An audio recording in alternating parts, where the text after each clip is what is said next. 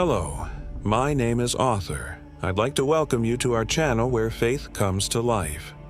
Now, when you think of the Bible, what comes to mind? Maybe ancient stories that are irrelevant today, boring teachings that seem outdated. But let me introduce you to our channel, where the Bible comes alive with all its glory, drama, intrigue, and suspense. Think of it like Game of Thrones meets the Bible. We take you through the scripture with the storytelling skills of Shakespeare and the production quality of Netflix.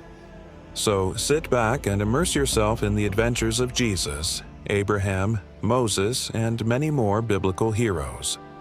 Join us and discover why millions have fallen in love with our channel.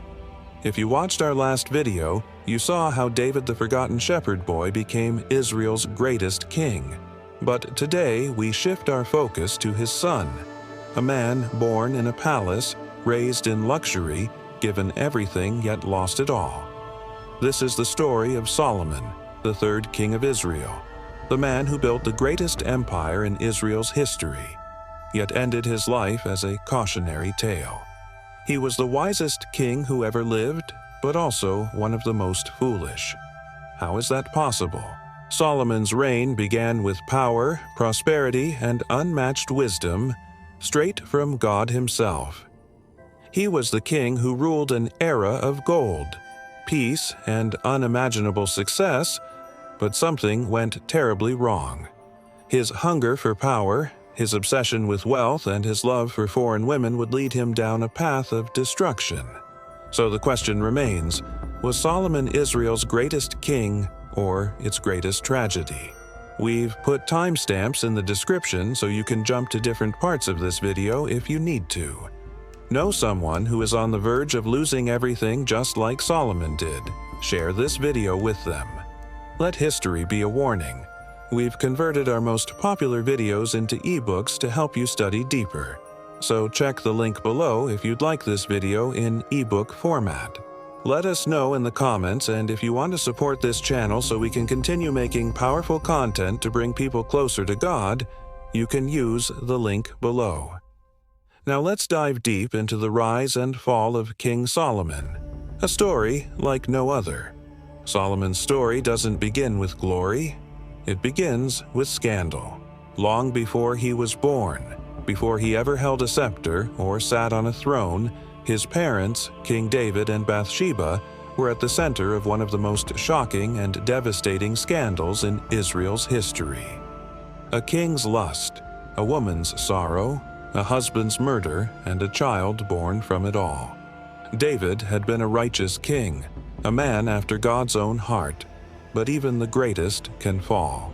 One night he saw Bathsheba, a beautiful woman bathing on a rooftop.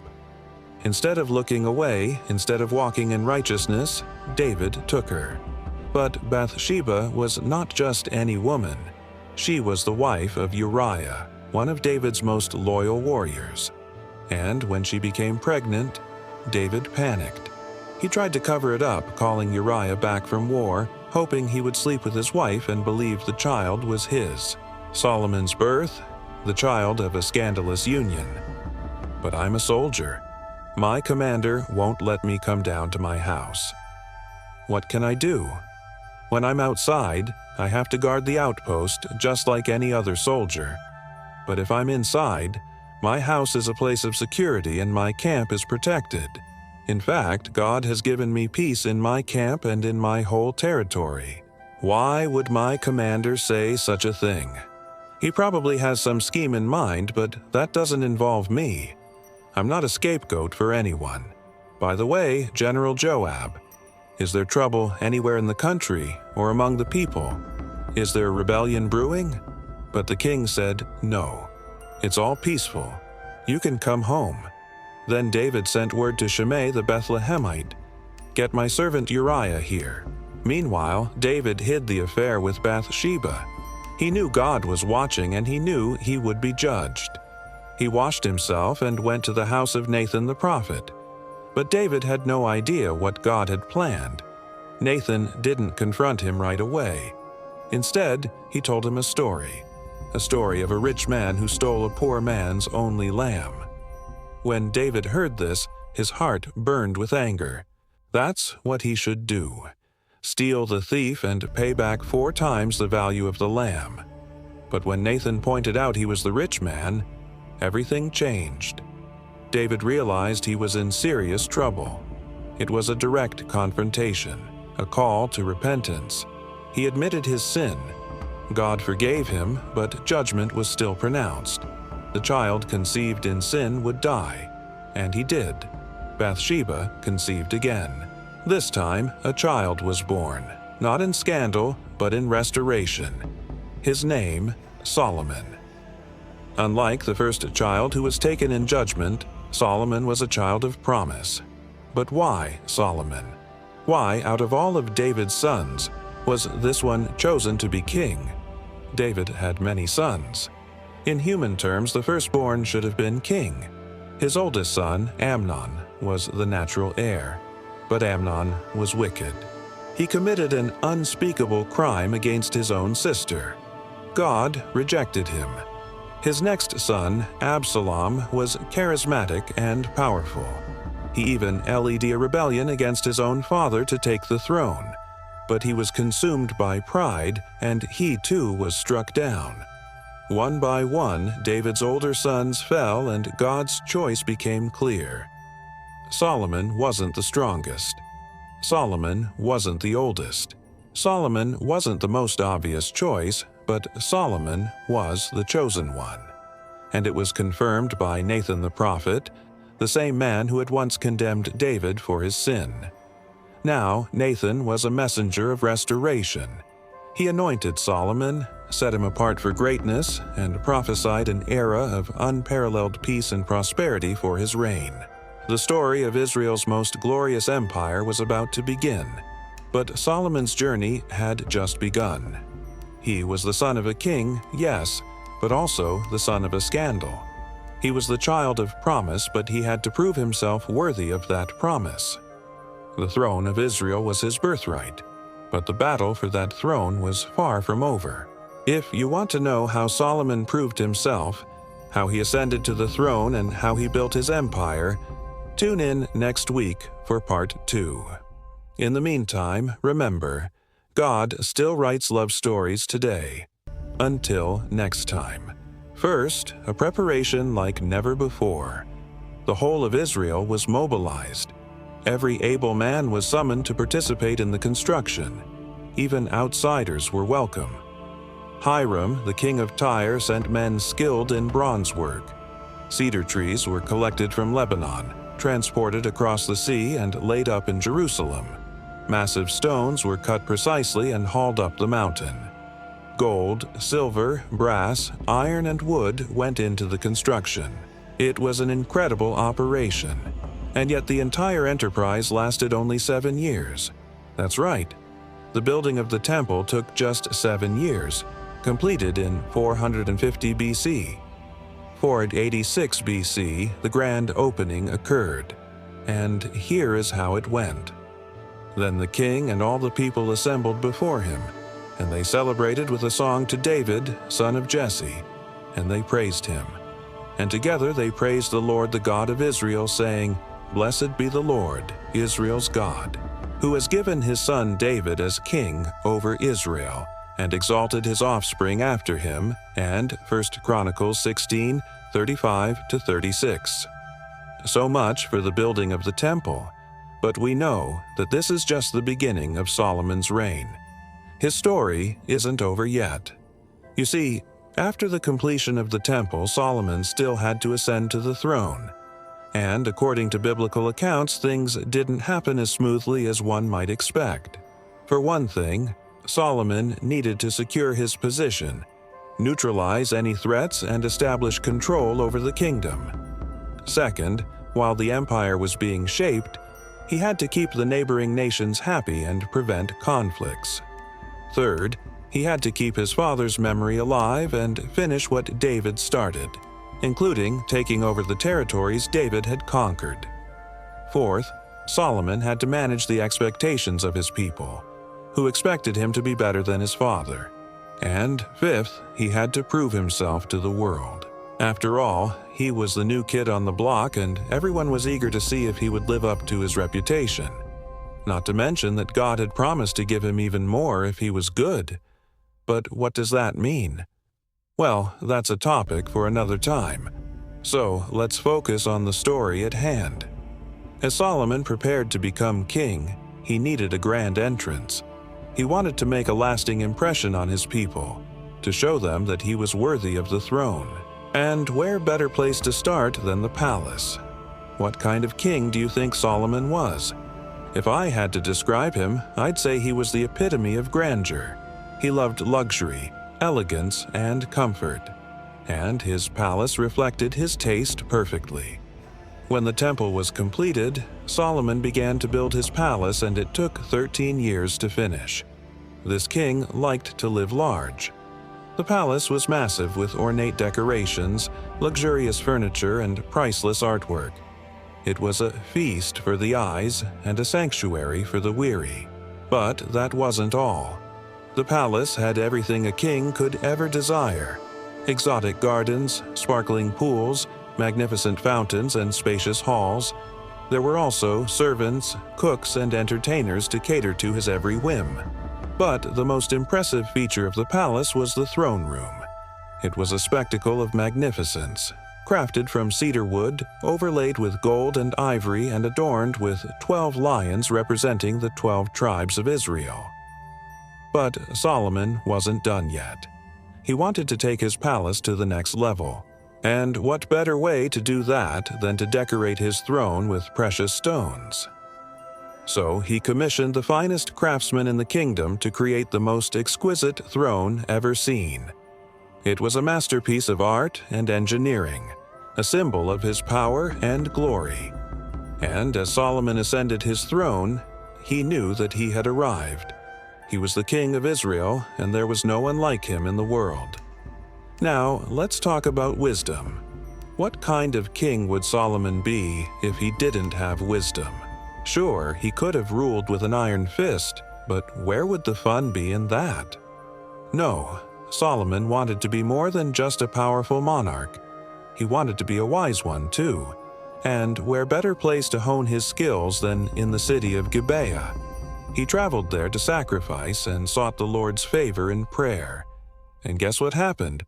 God appeared to him in a dream and offered him anything he wanted.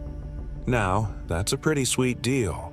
At first, Solomon was tempted to ask for gold, silver, power, or glory, but he knew that wouldn't make him wise. So he did the unexpected. He asked for a discerning heart to govern his people and to distinguish between right and wrong. And God was impressed. He granted Solomon's request and showered him with even more blessings, making him the wisest man in the world. The secret of Solomon's wisdom lay in his humility and eagerness to learn. He didn't think he knew it all. Instead, he sought guidance from God and others around him. He listened to their advice, weighed their opinions, and made decisions based on what was right and just. He also used his common sense and applied his knowledge to real-life situations. He didn't just memorize facts and figures, he put them to use. The real test of Solomon's wisdom came when two women approached him claiming that the same child belonged to both of them. Solomon, quick on his feet, ordered the child to be cut in half for one woman and half for the other. Suddenly, the real mother cried out, asking the other to have the baby. Herself, overjoyed, Solomon awarded the child to the true mother, establishing his wisdom and fairness. People from all over flocked to hear his wisdom. They came with questions and riddles, hoping to stump him. But Solomon solved every puzzle and left them speechless. However, not all was well in Solomon's realm. His massive army of 5,000 chariots and 25,000 cavalry horses required a lot of upkeep, draining his treasury. Despite his best efforts, the cost of maintaining such a large force proved unsustainable, and he was forced to reduce it. Still, he kept a formidable army of 150,000 foot soldiers and 6,000 cavalrymen, as well as his fleet of warships. As Solomon's fame spread, Queen Makadisho of Sheba heard tales of his wisdom and immense wealth. Intrigued, she decided to visit him and test his knowledge. She brought a massive caravan laden with gold, spices, and precious stones, and presented them to Solomon. She also posed riddles and questions, trying to catch him off guard. But Solomon answered each one correctly, impressing the queen and her retinue. Realizing that Solomon was indeed wiser than Sheba, decided to make an alliance with him. She gifted him even more treasure and returned home with tales of his wisdom and power. Yet despite his fame, power, and wealth, Solomon wasn't immune to human nature. He married many foreign women who led him astray from worshiping the Lord. Though he built magnificent structures like the temple and his palace, he failed to maintain the high moral standards set by the Mosaic Law.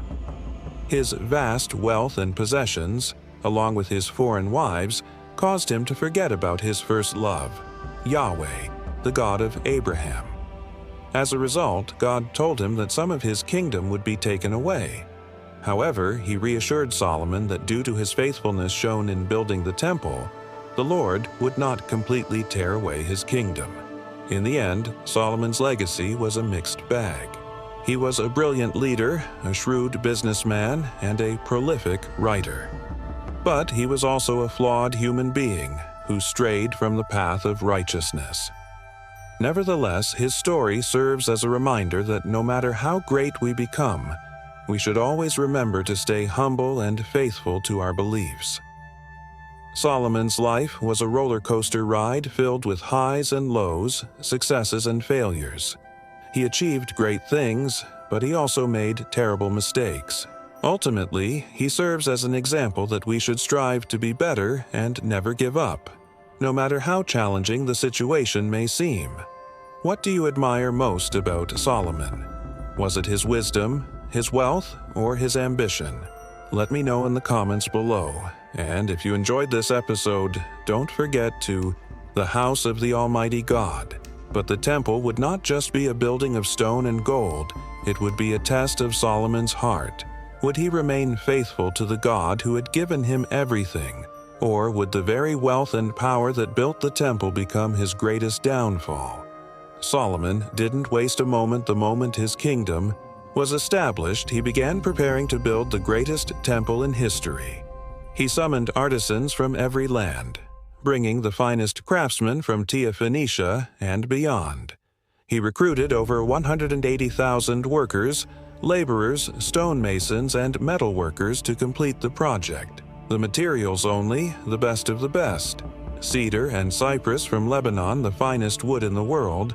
Massive stones, perfectly cut and polished so precise they fit together without mortar. Gold from Ophir, silver from Sheba, bronze from Egypt. Wealth beyond comprehension. For 7 years, the work continued, and when it was finished, there was nothing like it on earth. The dimensions alone were staggering: 90 ft long, 30 ft wide, and 45 ft high. 1 Kings 6:2, but the grandeur indescribable. The entire inner sanctuary was covered in pure gold, the yar, the walls, even the floor gold and more gold. Massive cherubim, 15 ft high, overshadowed the Ark of the Covenant. Lavish decorations, carved palm trees, pomegranates, and intricate floral designs. 10 golden lampstands, 10 golden tables, golden chains, golden doors. It was a palace fit for a king, but it was not for Solomon. This was God's house, a symbol of his presence on earth. And now it was time to dedicate it. After 7 years of construction, the temple was complete. It was time for the most important moment in Israel's history. Solomon gathered all of Israel, priests, elders, leaders, and thousands of worshippers. Then, in a grand procession, the Ark of the Covenant, the very throne of God on earth, was carried into the most holy place. The people watched in silence. And then something happened. When the priests withdrew from the holy place, the cloud filled the temple of the Lord, and the priests could not perform their service because of the cloud, for the glory of the Lord filled his temple. 1 Kings 8:10-11. A thick, radiant cloud. The very presence of God descended upon the temple. It was so powerful, so overwhelming that even the priests had to stop what they were doing. God had come at that moment. Solomon could have basked in his own glory after all. He had built the most magnificent structure in history, one that no other king had ever dreamed of, but instead he knelt before God before the entire nation. Solomon stretched out his hands and prayed, "Lord, the God of Israel, there is no God like you. But will God really dwell on earth, the heavens, even the highest? Heaven cannot contain you. How much less this temple I have built?" Seun, Kings 8:23-7. Even in his greatest moment, Solomon knew this temple, as grand as it was, could never contain the fullness of God. But he asked for one thing: when your people pray toward this temple, hear from heaven and forgive them. 1 Kings 8:30. And then fire fell from heaven when Solomon finished praying. Fire came down from heaven and consumed the burnt offering and the sacrifices, and the glory of the Lord filled the temple. 2 Chronicles 7:1. The people fell on their faces, worshiping, shouting, and praising, and for a moment in time, Israel was exactly where it was meant to be, under the blessing and presence of God. As the celebration continued, God appeared to Solomon in a dream, and he gave a promise and a warning. "I have heard your prayer and have chosen this place for myself as a temple of sacrifices. If my people who are called by my name will humble themselves and pray and seek my face and turn from their wicked ways, then I will hear from heaven, and I will forgive their sin and will heal their land." 2 Chronicles 7:14. It was a promise of restoration, that no matter what happened, if Israel turned back to God, he would forgive them. But then came the warning: "But if you turn away and forsake the decrees and commands I have given you, then I will uproot Israel from my land, and this temple will become a heap of rubble." Summit.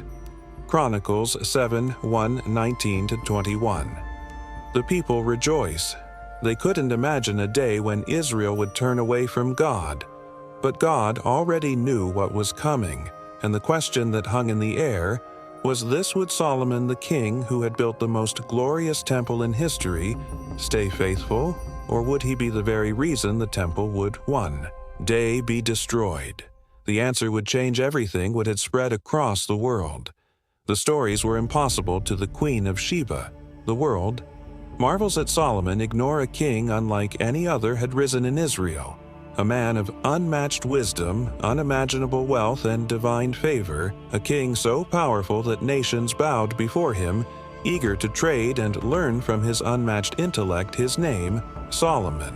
And among those who heard these stories was a queen from a distant land, a woman of power, influence, and intelligence, a ruler who had everything, yet still she needed to know, could the rumors be true? Is there truly a king who surpasses all others? She would not believe it until she saw it with her own eyes. And so the Queen of Sheba embarked on a journey that would change history. Sheba was no ordinary kingdom situated in the region of modern-day Ethiopia or Yemen. It was a land of great wealth and influence, a center of trade for spices, gold, and exotic goods. The herself was a woman of immense power. She was not easily impressed. She had seen kings rise and fall, had been courted by rulers who sought alliances, had heard countless men boast of their riches and wisdom. But Solomon, he was different. His wisdom was said to be divine. His riches were beyond comprehension, and his God, the God of Israel, was unlike any other she had to see for herself, and so she loaded her camels with treasures, gold, spices, and precious stones. She gathered her best scholars, scribes, and servants, and set off on a treacherous journey across deserts and mountains, a journey that spanned nearly 1,500 miles, one of the longest and most dangerous expeditions of the ancient world. But she was determined, and when she arrived in Jerusalem, what she saw left her breathless the moment she entered Solomon's court. She knew the rumors hadn't even come close to the truth. The palace was like nothing she had ever seen, a masterpiece of architecture adorned with gold, ivory, and cedar. From the finest lands, the air was filled with the scent of incense, a fragrance of wealth and power. The throne of Solomon, a structure of pure gold inlaid with ivory with 12 lions standing beside it, was the most magnificent royal seat on earth. And then there was Solomon himself, a man whose wisdom was evident. Even in his silence, his eyes held knowledge beyond his years. And when he spoke, even the Queen of Sheba, one of the most powerful rulers in history, was left speechless. She came to test Solomon with hard questions. But when she saw all the wisdom of Solomon, the house he had built, the food on his table, the seating of his officials, there was no more breath in her 1 Kings 1:01 feed. For the first time in her life, she was outmatched, and she knew it. The Queen of Sheba had not come to admire gold. She had come to test Solomon to see if his mind was truly as sharp as they claimed.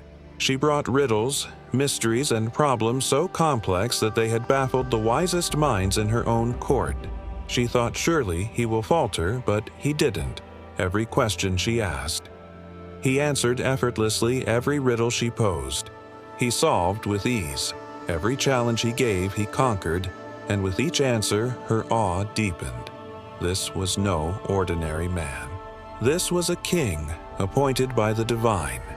She finally spoke. The report I heard in my own country about your achievements and your wisdom is true, but I did not believe it until I came and saw with my own eyes. Indeed, not even half was told to me. In wisdom and wealth, you have far exceeded the report I heard. 1 Kings Music 106.7. And then she blessed the God of Israel, acknowledging that Solomon's greatness was not his own doing, but the work of a divine hand.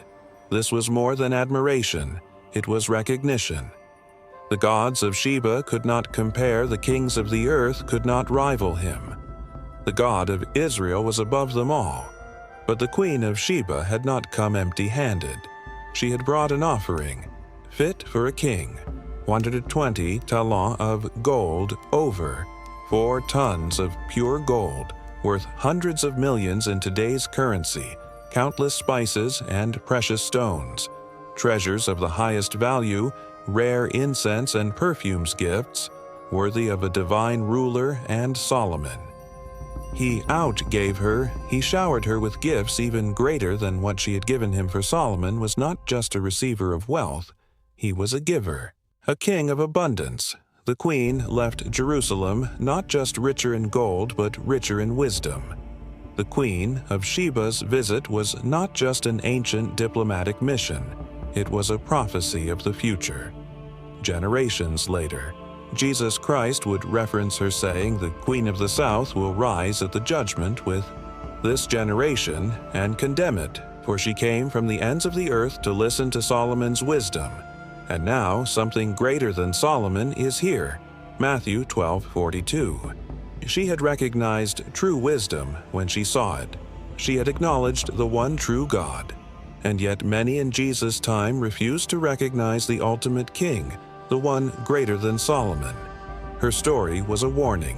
Would people today recognize true wisdom, or would they reject the king standing before them? Solomon was at the height of his power. His wisdom had drawn kings and queens from across the world. His wealth was unrivaled, but something was beginning to change, because even the wisest man on earth can fall into foolishness, and the Queen of Sheba's visit, it was one of the last great moments of Solomon's reign. Before the slow descent into compromise, greed, and destruction, the question was, would Solomon remain faithful to the God who gave him everything, or would he become the very king? He was warned never to be the next chapter of Solomon's. But what happens when a king who ruled a golden empire forgets the God who gave him that empire? Welcome to this channel where the Bible comes to life. In the series, we've explored the epic story of Israel's journey from slavery to freedom, the mighty exodus from Egypt, the conquest of Canaan, and the rise of a new nation. And now we turn to the life of one of the most fascinating characters in history, the legendary King Solomon, son of David, heir to the throne of Israel, and a man who would change the course of his nation forever. But his story would be one of unimaginable highs and devastating lows. Let's get started. Part 1: The Golden Throne. After David, the warrior king who led Israel to victory, passed away, his son Solomon ascended to the throne of Israel. The people celebrated his coronation. They cheered for the new young king. David's son was now in charge. Yet, behind the scenes, God had already spoken about Solomon. He told David that his son's reign would be unlike any other king. If he followed God, he would be blessed beyond measure. If he disobeyed, he would face severe consequences. This wasn't just a fairy tale. This was a warning. It was a test, and it was a moment of truth. Soon, God would put Solomon to the ultimate test, one that would challenge his faith, his judgment, and ultimately, his heart. How would Solomon respond? In the face of temptation, his decision would shape not only his life, but the future of Israel. Solomon's heart, however, was pure and innocent, at least at first. He knew God's commandments. He understood the importance of righteous leadership. And in the early days of his reign, he seemed determined to honor his father's legacy. When God offered him anything he desired, Solomon didn't ask for wealth, power, or revenge. He asked for wisdom, wisdom to govern, wisdom to judge, and wisdom to lead his people. This astonished God. To give a king the ability to rule wisely, that was a remarkable request, and God accepted it. He granted Solomon's heart's desire and showered him with blessings beyond measure. And thus the era of Solomon's greatness began. Let's get into it. He became one of the richest men in the world. We're talking gold, silver, spices, jewels, you name it. He had it all. That's because trade routes from Africa to Arabia passed right through his empire. So Solomon taxed those goods, traded with everyone, and got really, really rich. This wealth gave him a lot of power. No one could challenge him. He ruled over the largest empire in the region, stretching from Egypt in the southwest to the Persian Gulf in the east. Cities, villages, farmlands, mountains, deserts, all under his control. And don't forget the Navy. They sailed along the coast of Africa, probably around modern Tanzania, and brought back more treasure. And that's not all. His fame spread far and wide. Queens and princesses from neighboring countries came to see him. People traveled from distant lands just to hear about his wisdom. So Solomon was rich, powerful, and famous. In fact, he might have been the most influential ruler of his time. What more could anyone want? Well, Solomon wanted more, much more. He married many wives, and not just any wives, princesses from far-off lands. He had more than 700 of them. And then there were the concubines, about 300 of them. You're probably wondering, what's a concubine? Well, they lived in the palace, but they weren't officially married to Solomon.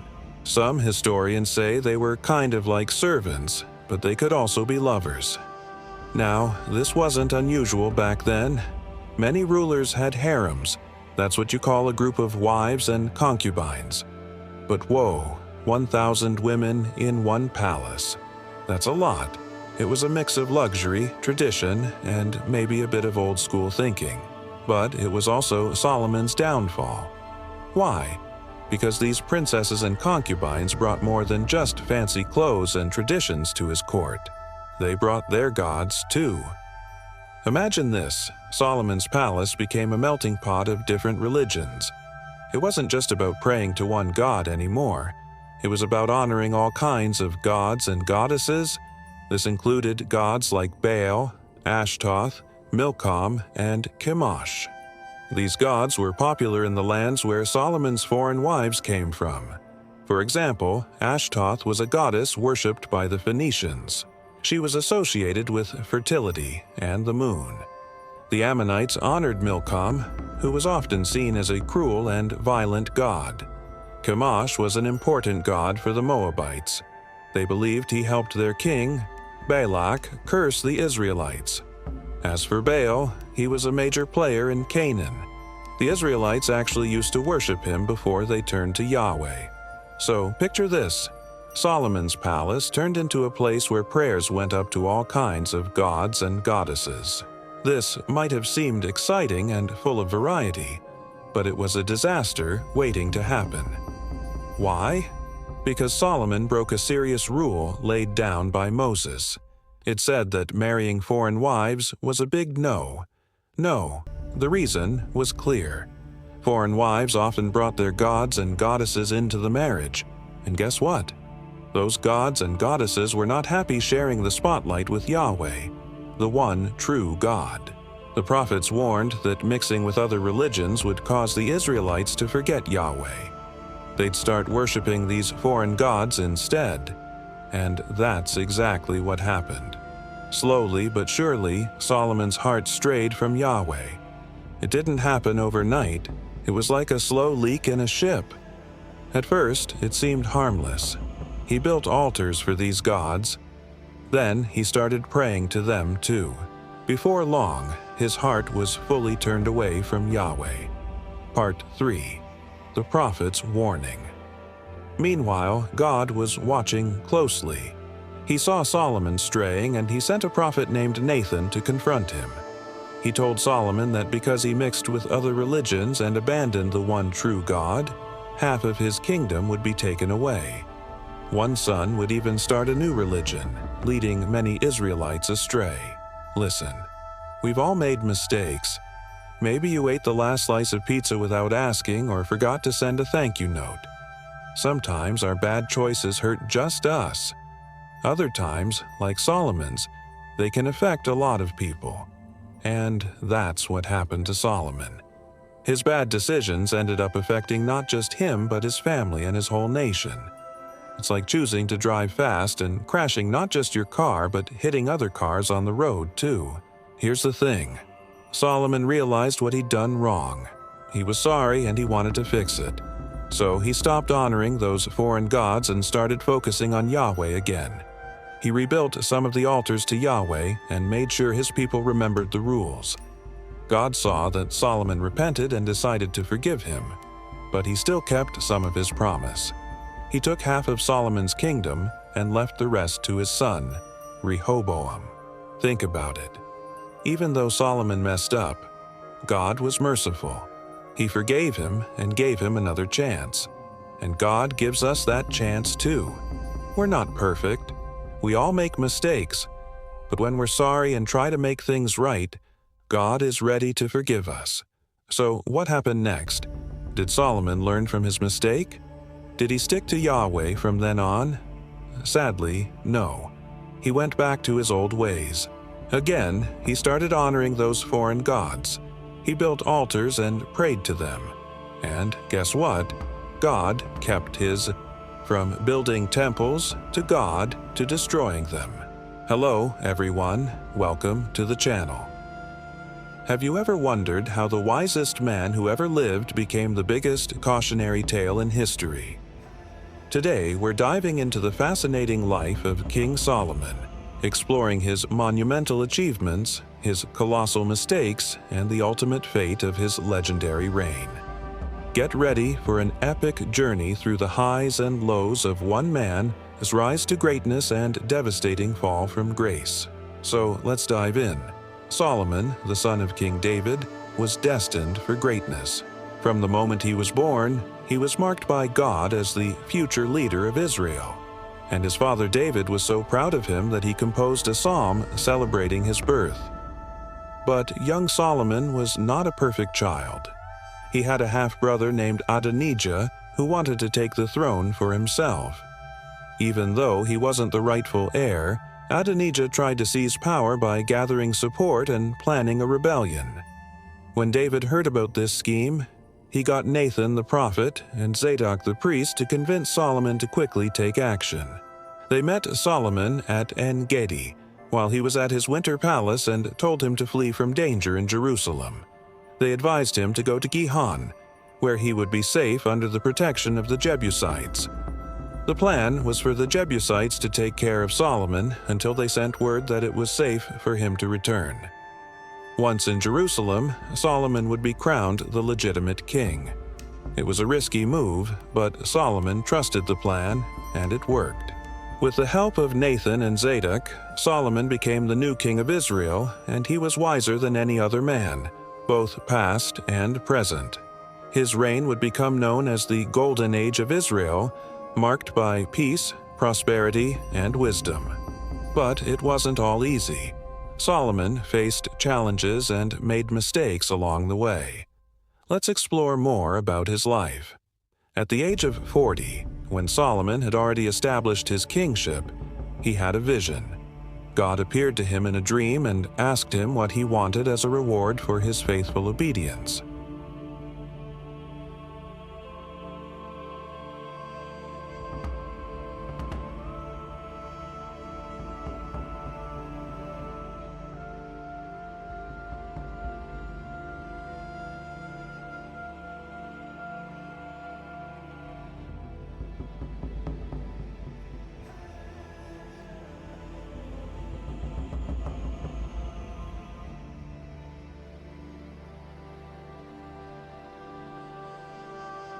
He even ventured as far as Ophir in the Arabian Sea to acquire gold for his temples, bringing back incredible treasures that included 400 talents of gold. At its peak, his empire stretched from Kadesh in Lebanon to the border of Egypt. No other Israelite monarch had ever achieved such a vast dominion. Under Solomon's rule, Israel became a hub of international trade with merchants and diplomats from all over the world visiting Jerusalem. His navy, built in cooperation with the Phoenicians, controlled the Red Sea and the Mediterranean coast. The prosperity during his reign was unprecedented, with his annual revenue amounting to 666 talents of gold, a staggering sum equivalent to about 15 tons of gold. In addition to his wealth, Solomon accumulated vast amounts of precious metals and stones, as well as ivory and rare woods. His record-breaking wealth made him the richest ruler in ancient times.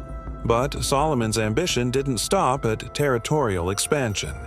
He was determined to make his kingdom a center of culture, art, and literature as well. He constructed grand structures, including the most magnificent temple in the ancient world, which housed the Ark of the Covenant, the sacred treasure of the Israelites. He built his own magnificent palace near the Temple Mount and even erected high places for worshiping foreign gods. Additionally, he created storehouses for grain, wine, and oil, ensuring stability and abundance for his people.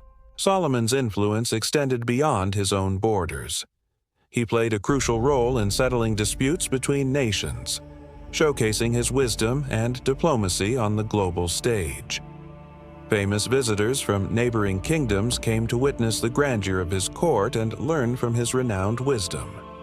One such visitor was the Queen of Sheba, who was captivated by the splendor of his kingdom and the depth of his knowledge. It seemed like nothing could challenge Solomon's position of absolute power. He had the respect and admiration of his people and the envy of other rulers. But as his empire grew, so did his problems. And Solomon started to make choices that would ultimately lead to the demise of everything he had worked so hard to build. The main reason for the decline of Solomon's kingdom was his failure to honor his covenant with God. Despite having extraordinary wisdom and experiencing God's blessings firsthand, Solomon strayed from the path of righteousness and began to follow pagan religions. He introduced foreign wives and concubines into Israel, exposing the nation to idolatry and Baal worship.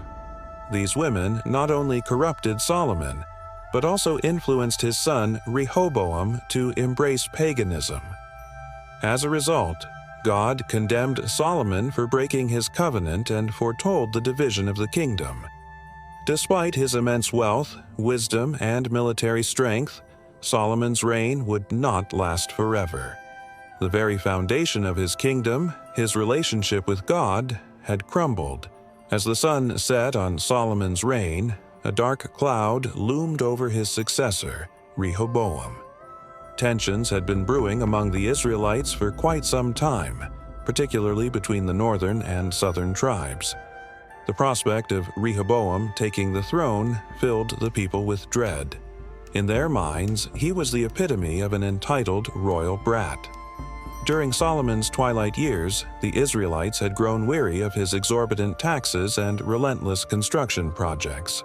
Rumors swirled that Rehoboam intended to follow in his father's footsteps, saddling them with even heavier burdens. To make matters worse, the Egyptians, who had previously been allies of Israel, had become bitter rivals, controlling the copper mines in the Sinai Desert that Israel relied upon. This shift in alliances threatened to disrupt Israel's economy and solidify the growing divide within the kingdom. As tensions reached a boiling point, the people looked to Jeroboam, a prominent leader from the northern tribe of Ephraim, to champion their cause.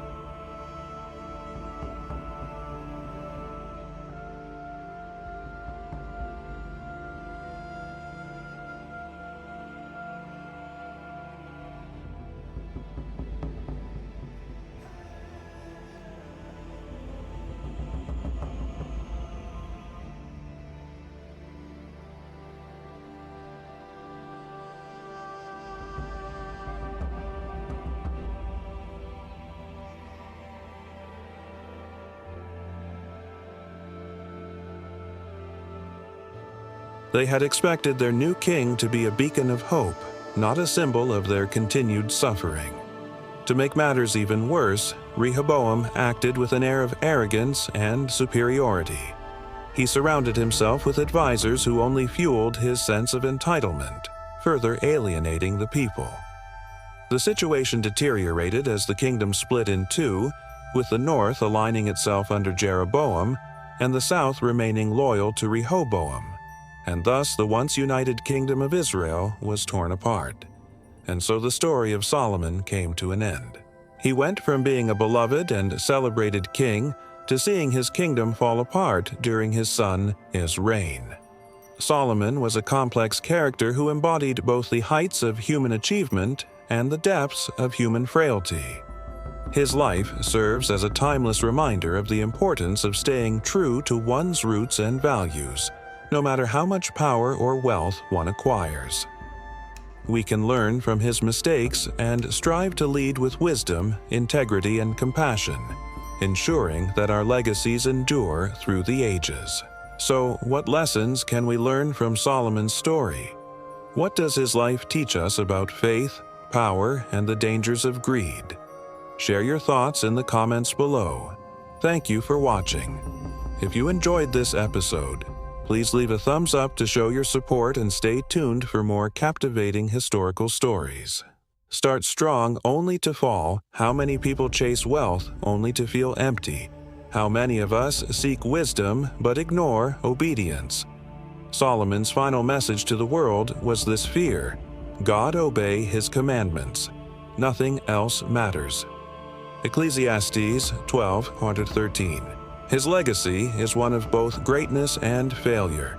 A king who had it all yet lost everything, a man who was gifted by God yet forgot God. And today, his story still speaks of, will we learn from him, or will we repeat his mistakes with Solomon's death? His son, Rehoboam, took the throne. But instead of learning from his father's failures, Reham's pride and foolishness would destroy everything in just a few short years. The kingdom that Solomon spent a lifetime building would be divided forever. Conclusion: the rise and fall of Israel's greatest king. Solomon's story is a warning.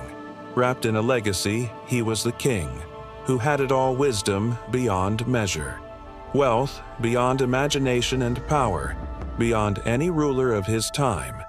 And yet he lost everything, not because of war, not because of a foreign invasion, not even because of betrayal, but because he betrayed himself.